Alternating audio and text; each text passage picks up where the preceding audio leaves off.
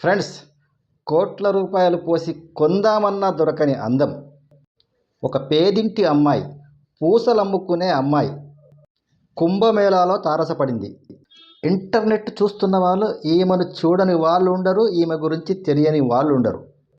అతి చిన్న వయసులో సడన్గా సెలబ్రిటీ అయిపోయింది. జస్ట్ 16 సంవత్సరాల అమ్మాయి. టీవీ ఛానల్స్ వాళ్ళు, ఆమెను అభిమానించే వాళ్ళు ఆమెను వ్యాపారం కూడా చేసుకొనివ్వట్లేదు.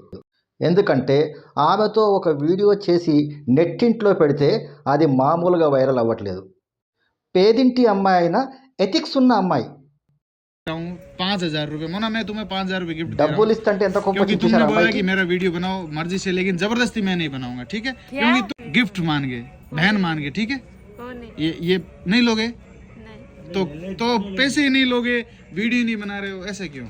मैं प्यार से दे रहा हूँ तुम्हें। आपको कुछ लेना पड़ेगा। हाँ, ये बात सही।